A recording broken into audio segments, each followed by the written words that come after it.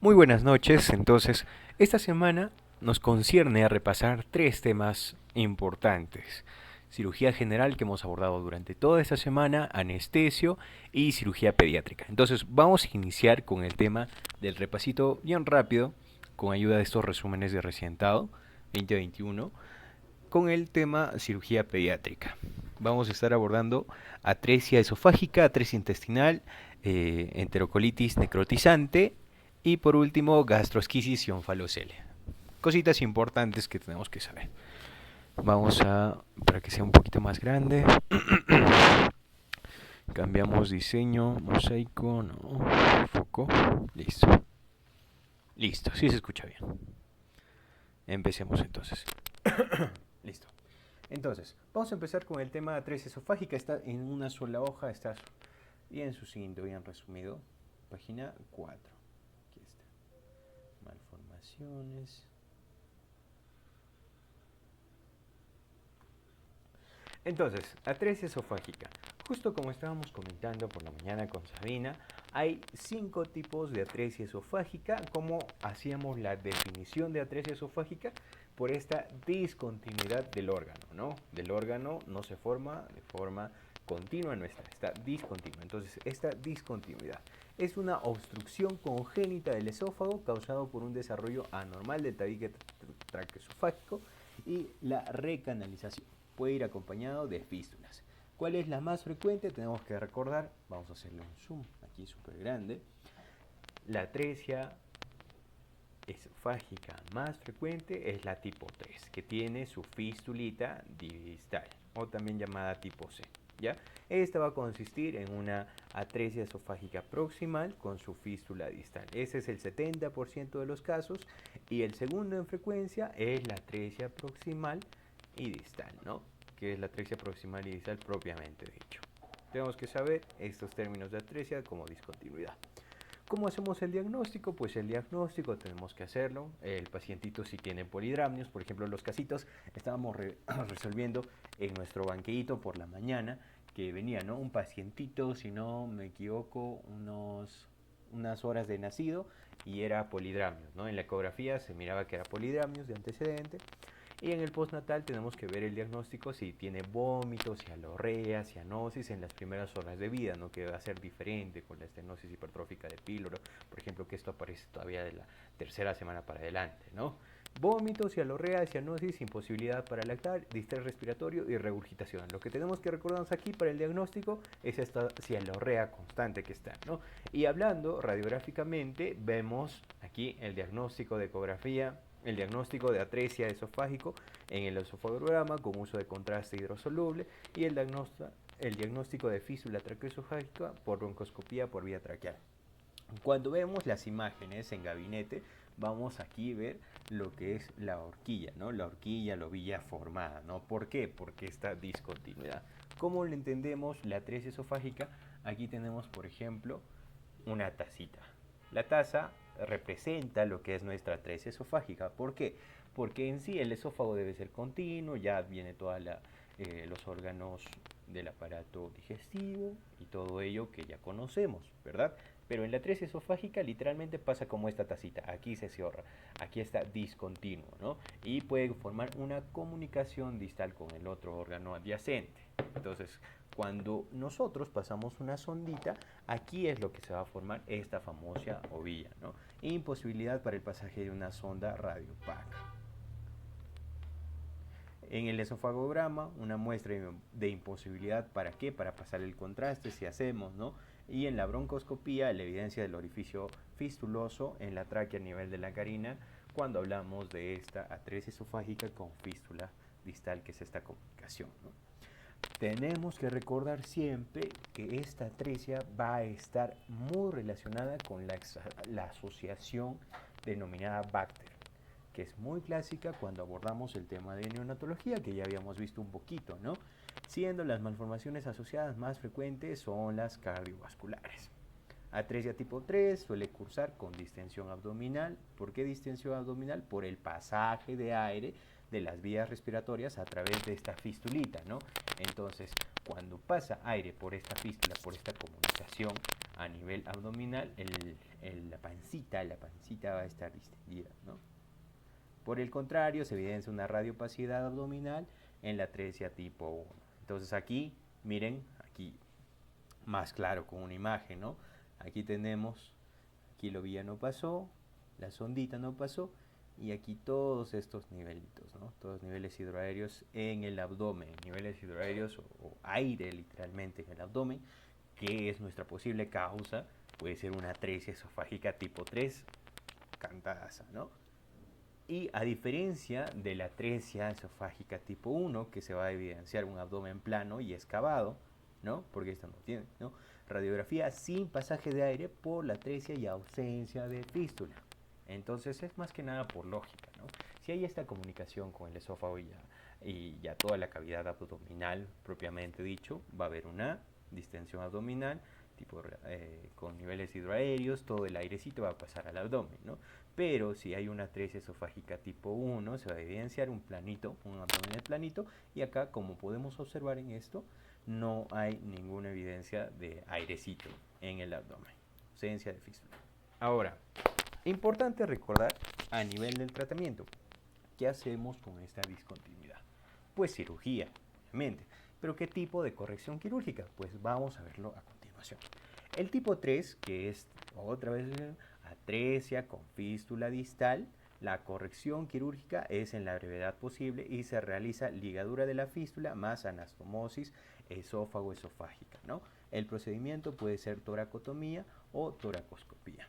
En el tipo 1 puede intentarse reconstrucción precoz, sin embargo, debido a la distancia de los cabos atrésicos, se debe esperar todavía a que crezcan, ¿no? ¿Por qué no se puede realizar esta anastomosis precoz? Porque esto no tiene fístula y entonces al no tener su fistulita, esta comunicación ni nada, y está cortito, un cabo corto, tenemos que esperar a que crezca, ¿no? Y la reconstrucción esofágica se realiza meses después de acuerdo con la factibilidad. Esto no hay que confundirnos. En la tipo 3 hacemos la corrección quirúrgica, es en la brevedad posible, se realiza la ligadura de la fístula más una anastomosis esófago-esofágica. Aquí está, aquí estamos haciendo, ¿no? Esta es con la fistulita, su anastomosis esófago, ¿no? Reconstrucción que se realiza en la atresia esofágica con fístula distal, ¿no? Aquí está su fistulita y lo que hacemos es esto. Y gastrostomía, se coloca una cánula hacia el estómago para alimentación enteral, en caso fuera necesario. Esos son los temas importantes que hemos visto en atresia esofágica. Recordemos que la atresia esofágica más frecuente o más común en el 70% de los casos es el tipo 3, ¿no? Que viene con su fistulita distal. Aquí, ¿hacia dónde hace la fístula? Pues hacia el órgano que está cerquita, ¿no? Que es la tráquea. Y entonces de la tráquea, otra vez, el pacientito no hay ninguna, está bien permeabilizada sus vías aéreas, entonces al respirar va a ingresar lo que es aire hacia el abdomen por esta fistulita, ¿no? Por esta fístula. En cambio, en la atresia proximal con una atresia distal, ¿no? Esta sí vamos a necesitar que todavía crezca, ¿no? Los cavitos. Aquí sí hace la reconstrucción, la anastomosis, que es la unión, ¿no? Listo. Ahora, hablemos de las atresias intestinales. Es la primera causa de obstrucción intestinal en los recién nacidos, atresias intestinales. Es de causa vascular, fundamentalmente las más comunes son las atresias duodenal a nivel de la segunda porción y la atresia yeyuno-ileal. Entonces ya tenemos dos atresias más, duodenal y del yeyuno. Esto se va a identificar en lo que es la radiografía o en los exámenes de gabinete con el nivel de burbujas, ¿no? De Jacob, duodenal, 2 burbujitas. Yeyuno ileal, 3 burbujitas y múltiples burbujas, propiamente la atresia del colon. La atresia del colon es de representación rara, las atresias intestinales no están asociadas a la prematuridad, por lo que son más comunes en recién nacidos a términos. Aquí está. Las formas más comunes de presentación es una atresia duodenal tipo 1 o membrana duodenal, atresia yeyuno-ileal tipo 3A o atresia con un defecto en el mesenterio. Aquí vemos, ¿no?, los tipos más frecuentes de atresia duodenal con membrana duodenal, con cordón fibroso, con atresia con extremos separados y el tipo 4 con páncreas anular. Aquí está su descripción gráfica. Entonces, esto hablando las causas de obstrucción intestinal. Recordemos que la principal causa, como acá te menciono, la primera causa de obstrucción intestinal en el recién nacido son las atresias intestinales. Listo. Diagnóstico. ¿Cómo podemos hacer el diagnóstico? Pues los recién nacidos con atresia intestinal suelen ser diagnosticados antes del nacimiento. En la ecografía obstétrica se suele encontrar polidramnios, ya chévere, polidramnios, característicos de obstrucciones intestinales, además que en el ultrasonido puedes identificar la dilatación del intestinal en las asas atrésicas, ¿no? En las zonas atrésicas. Aquí podemos ver una atresia de colon de presentación muy rara. Aquí hacemos una comparación entre atresia duodenal, que dijimos usualmente doble burbuja, y la atresia yeyuno-ilial, ¿no? El tipo más frecuente en atresia duodenal, como así de la atresia esofágica vía la tipo 3, en la duodenal es de tipo 1 con una presencia de membrana luminal. La clínica, obstrucción intestinal alta, a diferencia del yeyuno-ilial, que va a ser una obstrucción intestinal baja. Vómitos precoces, vómitos tardíos, distensión epigástrica. Aquí es distensión epigástrica cuando es a nivel de duodeno, ¿no? Esto también ya hicimos en nuestro resumen, en nuestro workbook que hemos trabajado en nuestro esquema de repaso. Ya habíamos visto que las atresias duodenales van a ser más una distensión a nivel epigástrica, mientras que las atresias yeyuno-iliales van a ser una distensión más abdominal. Radiografía, lo que les estaba mencionando, ¿no? Recuerden, es duodeno doble burbuja. Signo de la doble burbuja, aquí está, no pasaje del gas distal. Y aquí ya vemos en yeyunal, yeyuno-ilial, niveles hidroaéreos, ¿no? Algunos dicen triple burbuja. Listo. El signo radiológico de doble burbuja, ojo, aquí, siempre recordar. Cuando aquí te menciona, recuerda, este resumen ya ustedes lo tienen, es para ampliar lo que hacemos en nuestro esquema de repasos. El signo radiológico de la doble burbuja no es patognomónico, no es exclusivo de la atresia duodenal. Otras patologías como cuáles, páncreas anular, malrotación intestinal, también pueden manifestarse con este signo radiológico. ¿Cuál es el tratamiento de una atresia duodenal? También vamos a hacer quirúrgico. El tratamiento de la atresia intestinal es quirúrgico. ¿Mediante qué? Vamos a hacer una anastomosis intestinal. Los niños sometidos a esta cirugía deben estar en ayuno total y recibir nutrición parenteral mientras se espera que se restituya completamente el tránsito. Aquí un pequeño paréntesis, aquí siempre los médicos recomiendan, ¿no?, que cuando un niño va a ser operado de por cualquier causa siempre se elige o se prioriza que los niñitos no tengan ayunos prolongados, ¿no?, más de 6, más de 8 horas. ¿Cómo podemos evitar eso? Pues operándole a las primeras horas del día, ¿verdad? Ponle a las 8 de la mañana, 9 de la mañana, mientras que ha hecho un ayuno normal el ayuno por dormir, ¿no?, por descansar. En la atresia duodenal, la técnica quirúrgica se realiza mediante la cirugía de Kimura o anastomosis en diamante, ¿ya? Esto es un término, un epónimo muy importante que debemos recordar en la atresia duodenal, que vamos a hacer la cirugía de Kimura o anastomosis en diamante. Listo, ya hemos terminado lo que es atresias intestinales y la atresia esofágica. Ya hemos visto el 4 de CIEL y ahora vemos enterocolitis necrotizante, que está en la página 10. Aquí está. Enterocolitis necrotizante, ya habíamos dado un pincelazo en el tema de neonatología, un poquito en el tema de la sepsis. ¿Por qué? Porque hay presencia, ¿no?, de enterocolitis necrotizante, pero vamos a recordarlo y vamos a verlo de forma más profunda en este resumen de recién trabajo. ¿Cómo podemos definir el término de enterocolitis necrotizante, o NEC por sus siglas en inglés?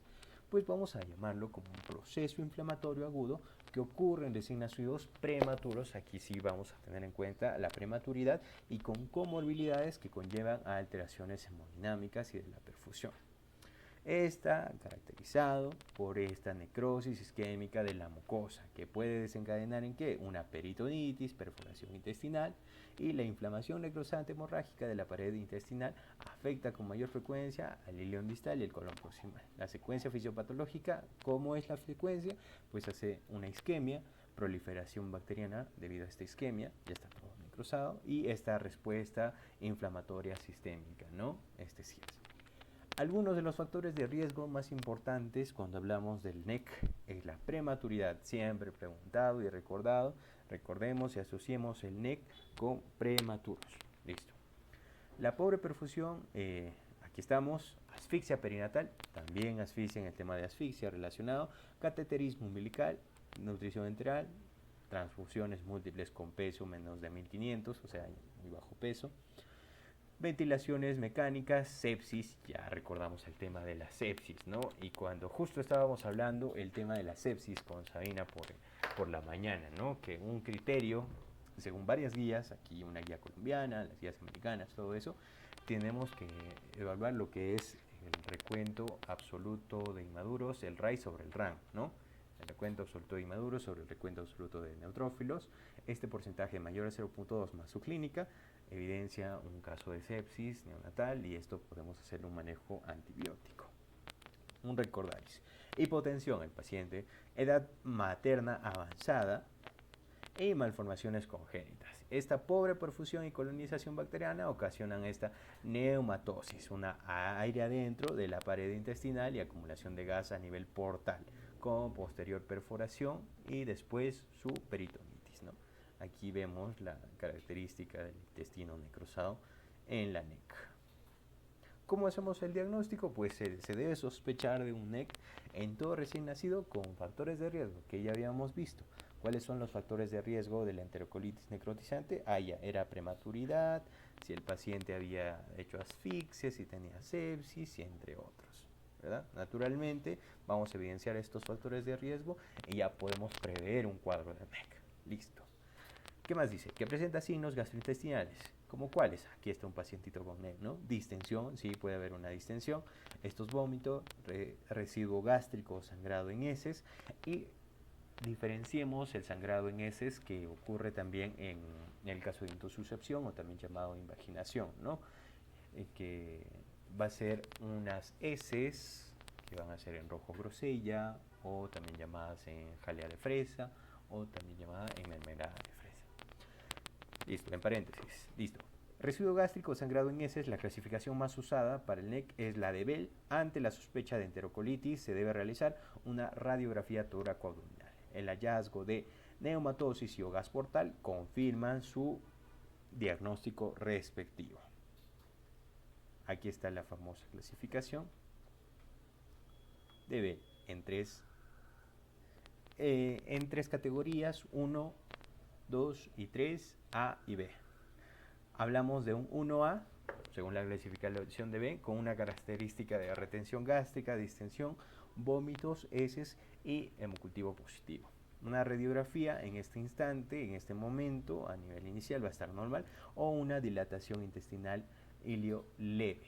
A diferencia de la final, ¿no? Que es la avanzada con una perforación intestinal, que es una igual a la 3A, que ya estos son casos más severos, que aquí ya vemos a neumoperitoneo.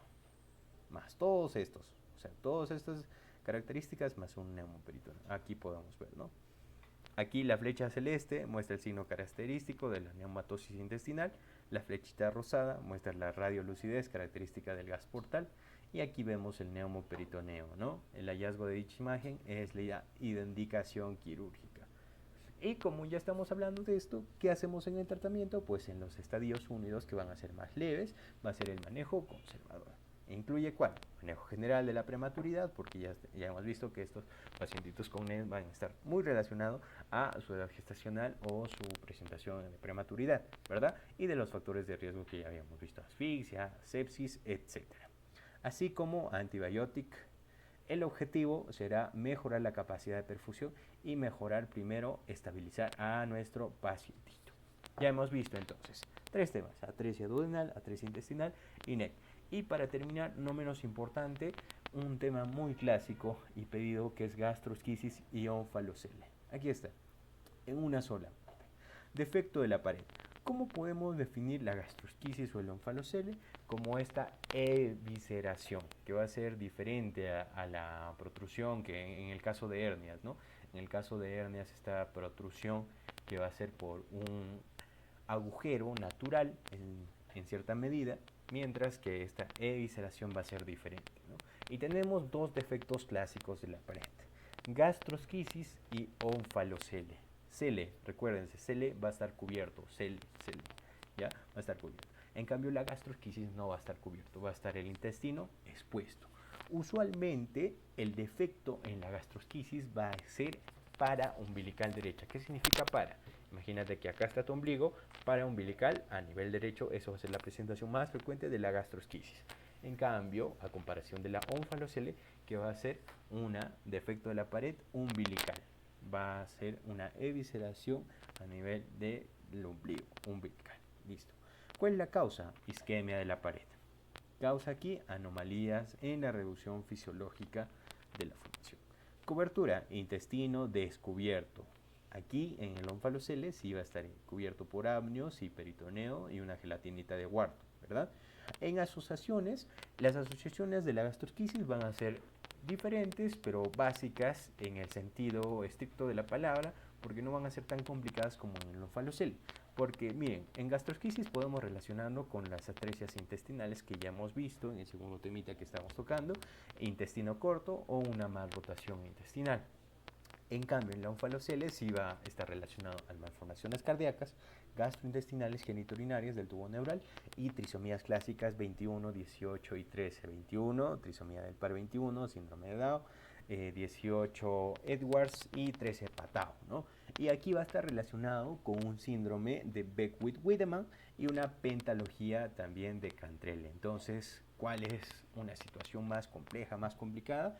De todas formas, el ónfalocele, aunque está cubierto, ¿no?, por esta membranita, está recubierta por amnios, peritoneo y tu gelatinita de Wharton, pero sí va a ser más complicada. ¿Por qué? Porque suele asociarse a otras patologías como trisomías, ¿no?, 13, 18, 21 y el síndrome de Beckwith-Wiedemann y su pentalogía de Cantrell.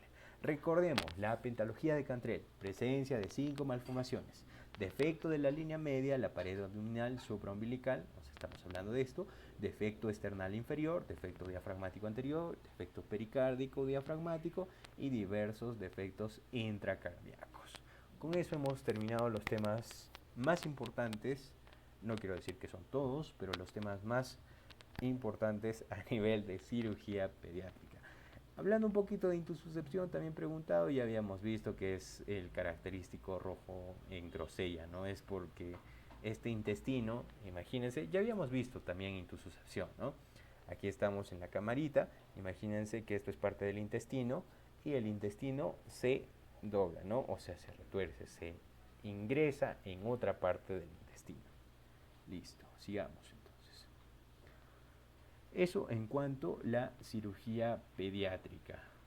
¿Qué temas más hemos avanzado aquí? Hemos hecho el tema de cirugía general y anestesiología. Entonces sigamos con el tema de cirugía general. Un tema clásico en cuanto a la cirugía general. Entonces, hablando de cirugía general, lo que todo estudiante de medicina, interno, residente, médico especialista debe saber es cuáles son las características de la apendicitis, los criterios de Alvarado, las fases de la apendicitis, cómo interpretamos estas fases de apendicitis, su tratamiento y sus complicaciones, que es más frecuente en los ancianos, ¿no?, como plastrón, peritonitis. Listo, entonces empezamos de lleno con el tema de apendicitis, haciendo algunas acotaciones y consideraciones que debamos hacer. Entonces, en cuanto al aspecto anatómico, el apéndice, ¿dónde se va a ubicar? Pues en la confluencia de las tenias cólicas. Aquí están las tenias cólicas, ¿no? Cuando confluye, ahí se ubica. Entre sus localizaciones más frecuentes se encuentra la retrocecal ascendente, pélvica e intraperitoneal. Y ahora, de acuerdo a sus ubicaciones, usualmente el punto de McBurney, que vamos a verlo más adelante, no se preocupen, que es en la cresta ilíaca anterosuperior y el ombligo en el tercio externo, a comparación de los 2 tercios medios, ya esta va a ser su ubicación normal, ¿no? Pero también puede ser una ubicación retrocecal, una ubicación pélvica como el punto de Lanz y otros puntos que son importantes recordar. Listo, recibe irrigación ¿de qué? De la arteria apendicular, rama de la arteria ileocólica y esta a su vez de la arteria mesentérica superior. El drenaje venoso se dirige al hígado a través de la vena porta. Listo, ¿qué más? Etiología. En la etiología, recordemos, en los adultos va a ser los coprolitos, esta obstrucción, cuando este apéndice se obstruye, ¿no? Por estos fecalitos, coprolitos, y en los niños la hiperplasia linfoide o el folículo de Rux. Otras causas también como el mucocele, trichura, cuerpos extraños, parásitos, entre otros. Pero siempre tenemos que recordarnos en los adultos el tema de los coprolitos e hiperplasia linfoide en los niños. La historia natural. Cuando hablamos de historia natural tenemos que recordarnos de las fases. ¿Cuáles son las fases? Congestiva, supurativa, necrótica y perforada. De 4 a 6 horitas congestiva, de 6 a 12 supurativa, más de 12 necrótica y más de 24 perforada, ¿no? Aquí estamos. Congestiva, ¿qué es lo que va a hacer? Va a haber una estimulación del sistema nervioso simpático en las fibras tipo C, que vamos a recordar que estas fibras tipo C son del dolor. Hiporexia, que es el signo casi patognomónico de todo paciente con apendicitis, caso que sean frecuentes, ¿no? Por ejemplo, en los pacientes típicamente que se presenta la apendicitis es en la primera y segunda década de la vida, pero en los pacientes de formación o de forma típica pueden haber algunos ligeros cambios, ¿no? Pero sí, el signo más frecuente es la hiporexia, dolor visceral y esto que te genera náusea, ¿no? Pero nunca debemos recordarnos de la anorexia o la hiporexia. Gérmenes, en esta etapa aún no se observa proliferación patológica de gérmenes. Y aquí hablamos de una fase congestiva a las 4 o 6 horas de presentarse esta obstrucción. Listo, luego vamos a la fase supurativa o también llamada flemonosa, y aquí ya vemos lo que es la proliferación bacteriana, estimulación simática de las fibras tipo A, de dolor parietal, y aquí pues vemos la debutante de todos, ¿no? La E. coli, una bacteria gram negativa. Luego pasamos a la fase necrosada con una obstrucción arterial con consecuente isquemia, fiebre, leucocitosis marcada, y aquí recordemos el término de leucocitosis. Cuando hablamos de leucocitos normales, ¿cuánto es? De 5.000 a 10.000, ¿verdad?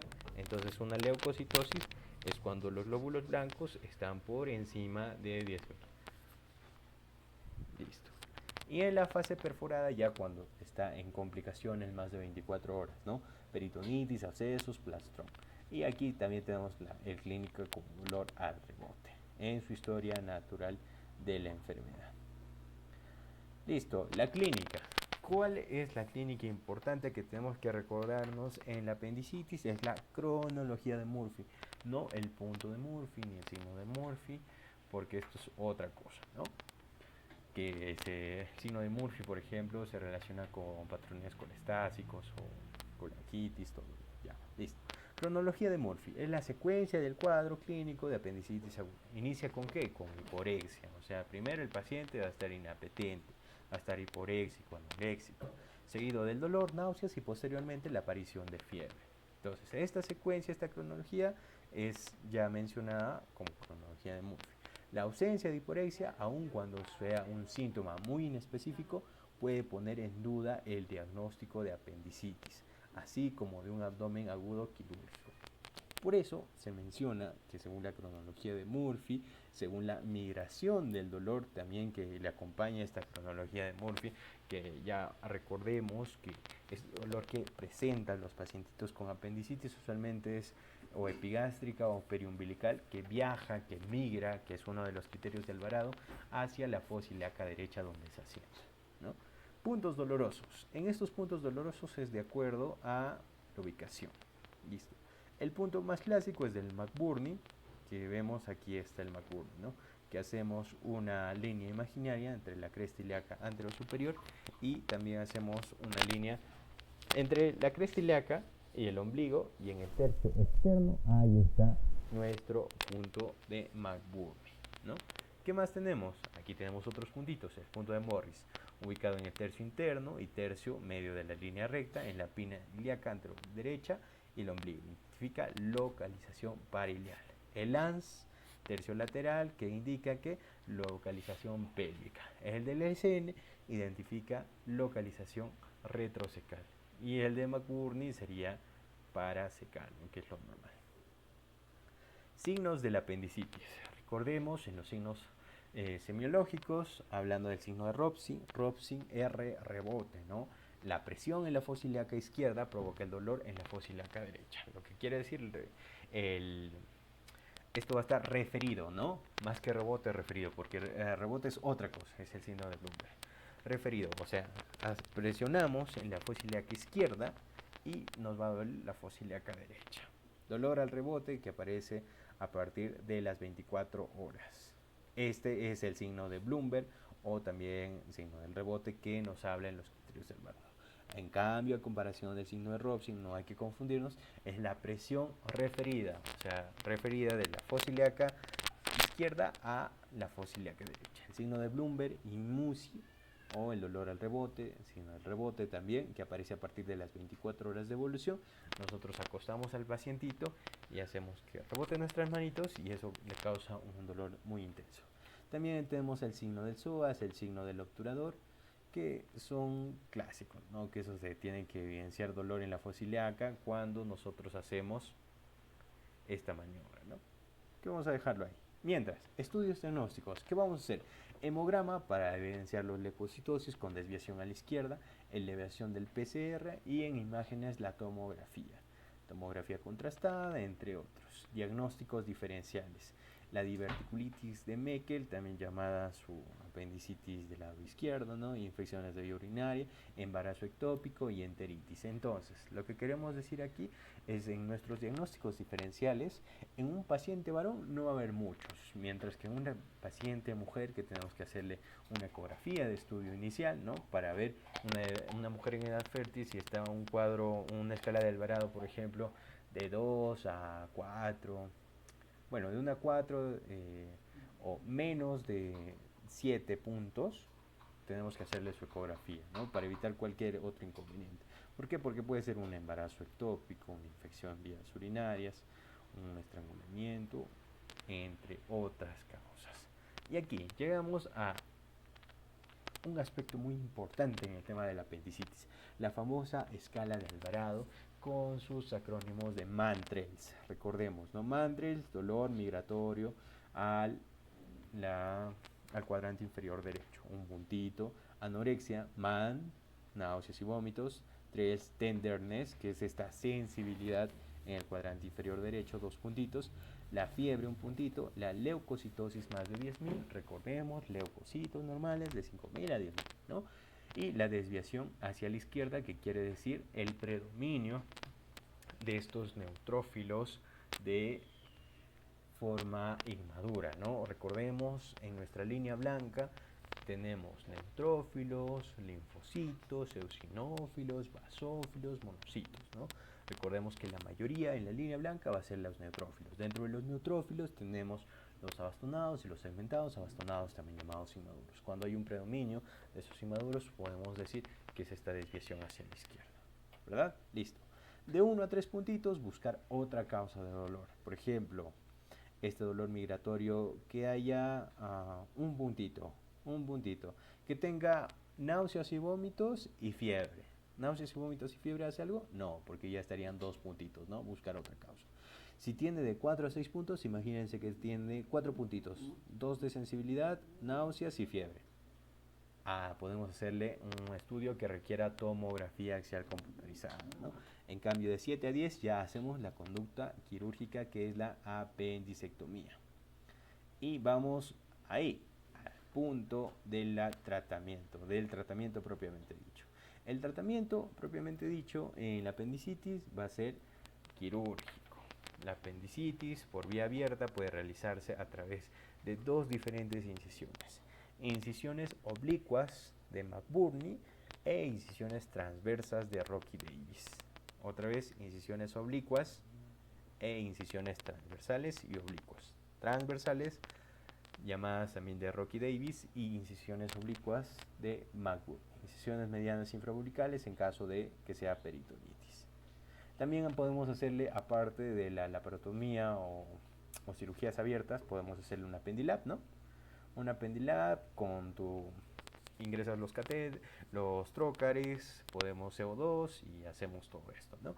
Y ahora, en cuanto al manejo, tenemos que recordar si la base está en buen estado o la base está en mal estado, ¿no? Si ya la base está comprometida o la base no está comprometida del apéndice. Si no está comprometida la base del apéndice, podemos hacer un cierre y listo, ¿no? Y hacemos un clampaje con una grapita. En cambio, si la base sí está comprometida, tenemos que hacer todavía un cierre en jareta, ¿no?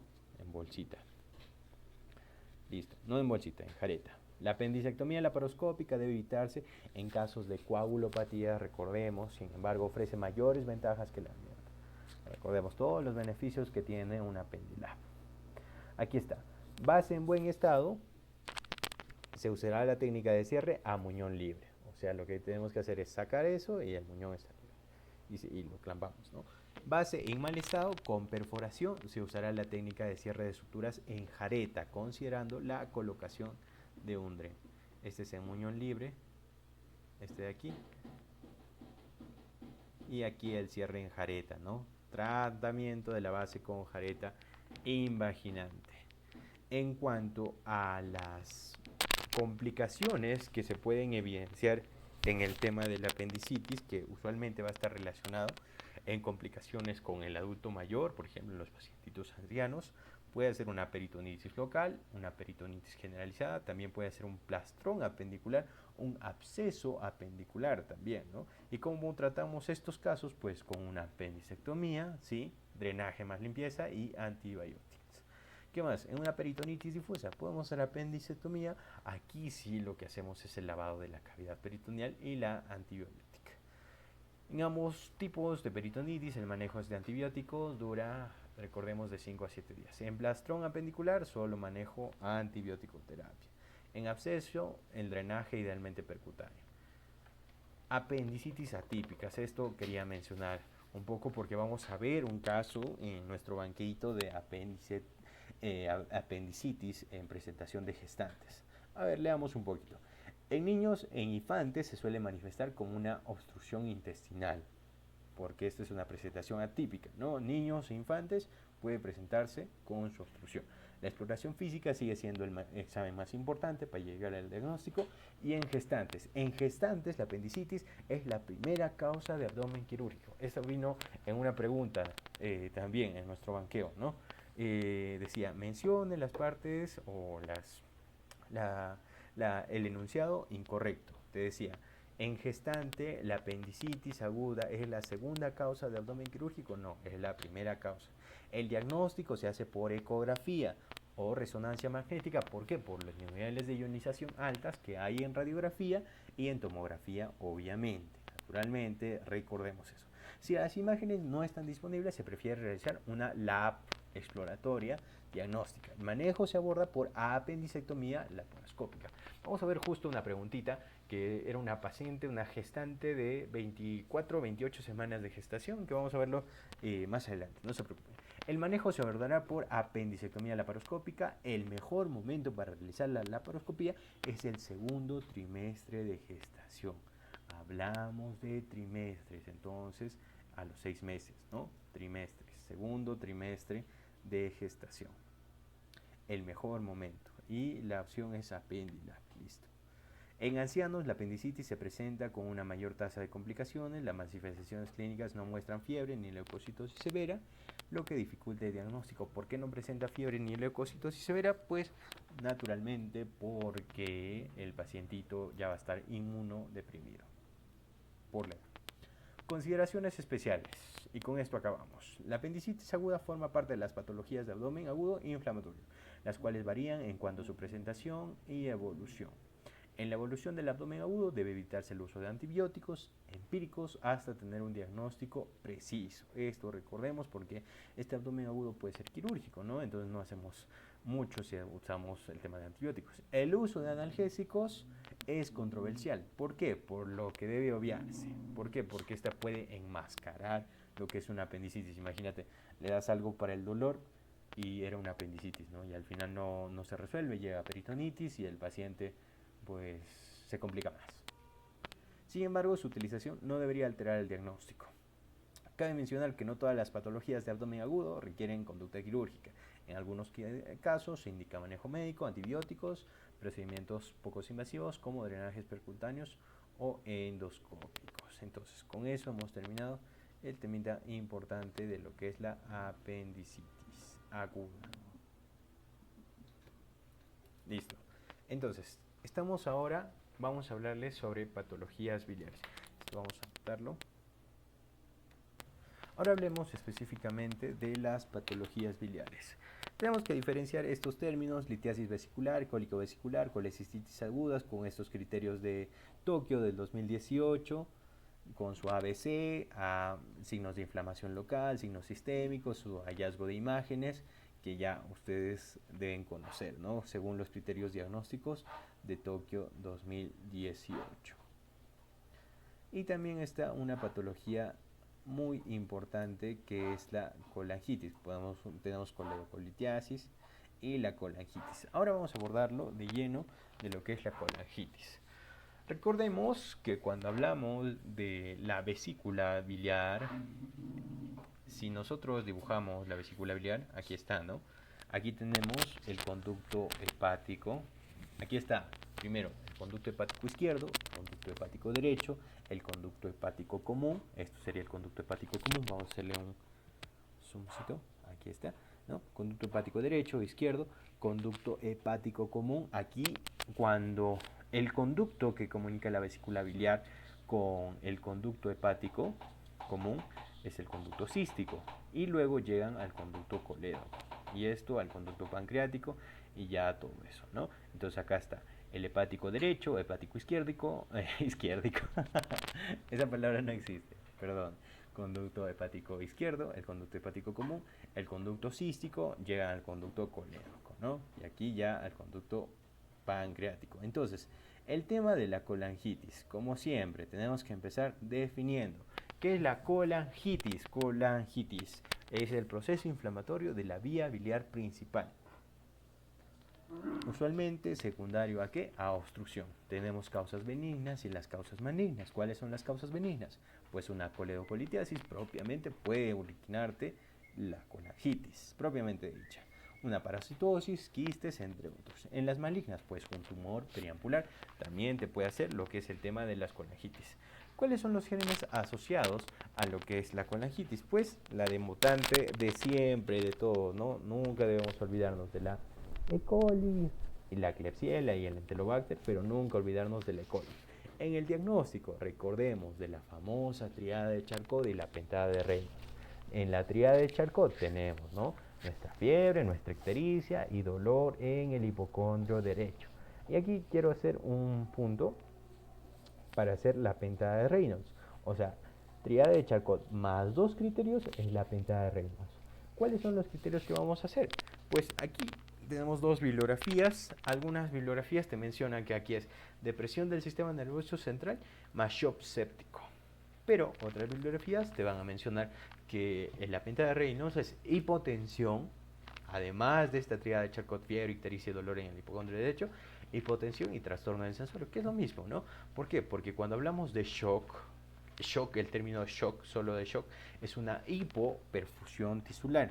Y esto, ya hablando de trastorno del sensorio, que nos puede hablar, ¿no?, nos puede llevar a una hipotensión. Entonces, decir hipotensión o shock séptico es similar, pero es de acuerdo a la bibliografía que estemos manejando. Representan a una colangitis más severa.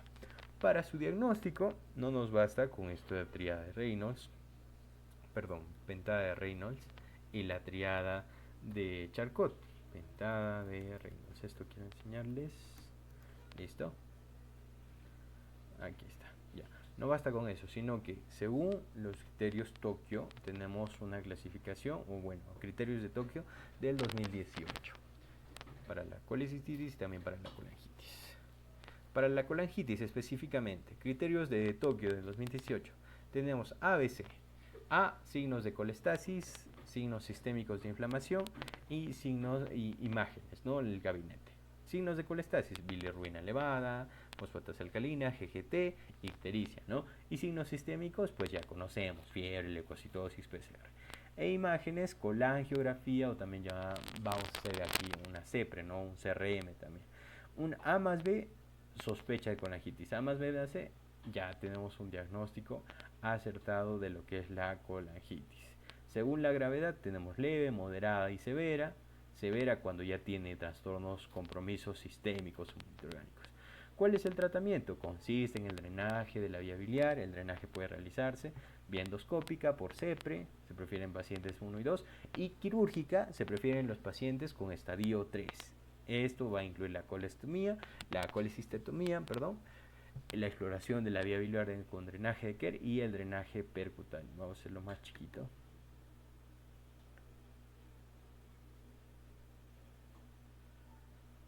Ya nos fuimos a otra hojita. Aquí está. ¿No?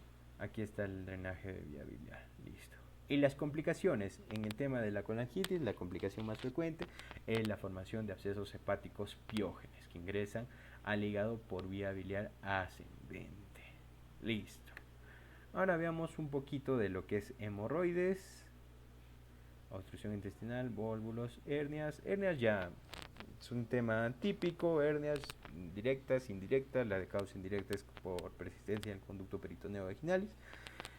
Y cositas interesantes, ¿no? Hemorroides, el tema 15, página 15. Listo, ahora vamos a hablar sobre un tema interesante también que es la hemorroides. Las hemorroides como la causa de la dilatación por los plexos venosos internos, ¿no? Que causan una hemorroide interna, o externos por hemorroides externas. La más frecuente es por dilatación de los plexos venosos internos. Ahora tenemos en la clasificación 4 tipos, ¿no? Hernias, hemorroides tipo 1 que no protruyen o no hacen esta protrusión, no hacen este prolapso, ¿no? O específicamente no hacen el prolapso. El hernia tipo, otra vez, hemorroides tipo 2 que son el prolapso, pero de forma espontánea se reduce. La 3 sí tenemos que hacer la reducción manual y la 4 no se reduce de nada. Importante de mencionar aquí es también el tratamiento. El tratamiento en un grado 1 podemos hacer un manejo médico, como cuáles, los baños de asiento, y justo estábamos viendo en un videito por la mañana, ¿no? Cómo hacían los baños de asiento, se pone agua tibia, podemos utilizar llantén, podemos usar manzanilla, y el paciente literalmente se sienta por 15 minutitos, ¿no? Con agua tibia. Esto para desinflamar todas estas, todo este hemorroide, ¿no? Que le ocasiona esta dilatación de los plexos venosos. ¿Qué más? Los baños de asiento, tratamiento dieta antiestreñimiento, porque los factores de riesgo, que me olvidaba, los factores de riesgo son multiparidad, estreñimiento crónico, obesidad, las cosas que aumenten la presión intraabdominal, ¿verdad? Entonces estos baños de asiento sí sirven. ¿Qué más? Dieta rica en fibra. ¿Qué más? El tema de analgesia. En el tipo 2 vamos a utilizar unas liguitas, unas ligaduras con bandas elásticas, una fotocoagulación también y una escleroterapia. Estos se pueden usar, ¿no? Y en el tipo 3 y en el tipo 4 ya hacemos la hemorroidectomía, ¿no? Cerrada o abierta, dependiendo del caso. Y lo que va a caracterizar de la hemorroide, según sus tipos, todos van a presentar sangrados. La diferencia nomás es si no prolapsa, tipo 1, prolapsa y se devuelve espontáneamente tipo 2, prolapsa y manualmente se devuelve tipo 3, y la tipo 4, un prolapso que no se reduce. Listo. Y para concluir con esta parte de nuestro repasito más exhaustivo, vamos a ver el tema de la anestesiología. Lo que tenemos que importante saber en anestesiología, el ASA, el riesgo anestesiológico de ASA, ¿no? De los anestesiólogos.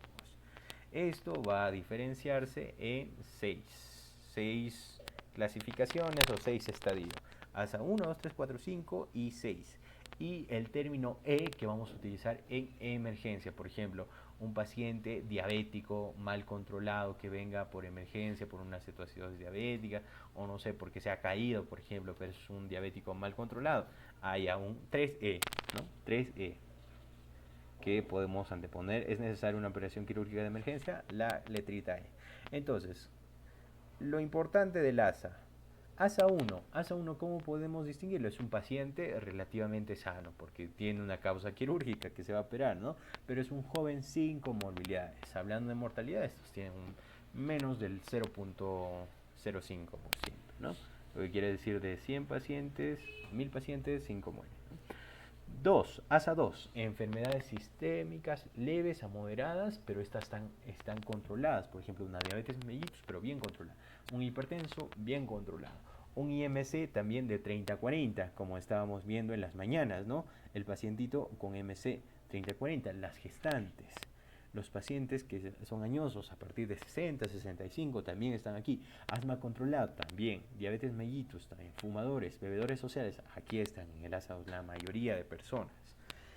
ASA 3 ya son enfermedades sistémicas moderadas que tienen limitaciones funcionales o enfermedades mal controladas, como cuáles: IMC más de 40, hipertensión arterial elevada, diabético mal controlado, anginas inestables, ¿verdad? Estos son mal controlados. En el ASA 4 ya hablamos de una enfermedad grave que amenaza la vida, como cuáles, como secueladas, ya, o sea, este paciente no solo está mal controlado, sino ya tiene secuelas, como cuáles: insuficiencia cardíaca congestiva, un IMA que es menos de 3 meses, un ABC, un accidente cerebrovascular que tiene menos de 3 meses también, una angina inestable, una insuficiencia respiratoria y insuficiencia cardíaca, ¿no? Y hablamos del ASA 5 cuando no sobrevive más de 24 horas, como una ruptura de aneurisma, ¿no? Ruptura de aneurisma. Acá no es angina inestable, aquí es angina estable, ¿ya? Esto no es lo mismo, ¿no? Aquí es angina estable y aquí ya como consecuencia angina inestable. No sobrevive más de 24 horas, el caso típico de ruptura de aneurisma, que vemos en el porcentaje de mortalidad, tiene un 35% de mortalidad. Y ASA 6, muerte cerebral o el paciente donador de órganos.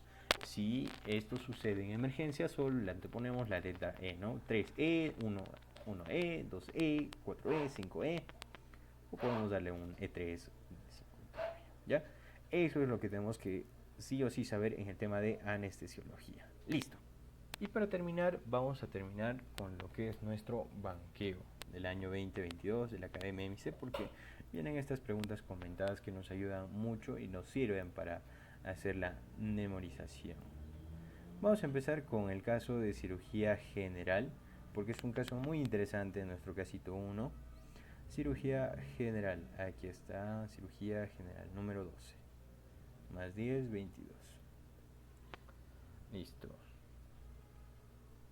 Entonces vamos a terminar esta sesión con unas cuantas preguntas del banqueo, como les estaba mencionando. El estudio MC, la Academia MC, que vienen comentadas y son bien sucintas y bien importantes. Por favor, Sabina, ayúdame con esta pregunta. ENAM 2018. Gestante de 25 semanas que llega a emergencia con dolor abdominal de 36 horas. Fiebre de 38 grados desde hoy, dolor en fosa ilíaca y flanco derecho, leve reacción peritoneal asociado a náuseas y vómitos. Leucocitosis de 14.000 con neutrófilos. Ajá, ya, hasta ahí, hasta el momento. Según tus criterios de Alvarado, ¿cuántos puntitos tendríamos ya? Ya. Por el dolor, 2 puntos. Ya. Ya. Por la fiebre, 1 punto.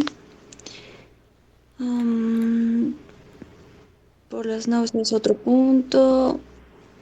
¿Hay anorexia? Ahorita vamos a ver, pero tienen Hasta ahí. leucocitosis. Con Ajá, las leucocitosis, 6 puntos sería hasta ahí. ya, 6 puntitos, ¿no? Entonces, ¿qué estaríamos pensando aquí ya hacer una cirugía, ¿no? Listo. Neutrofilia, tiene neutrofilia, ¿ya? Listo. Sigue, por favor.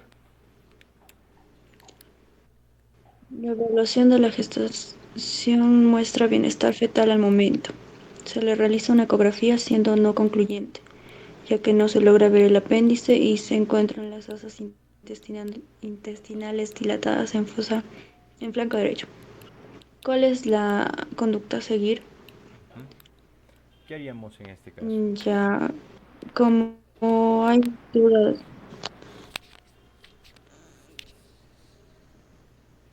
podríamos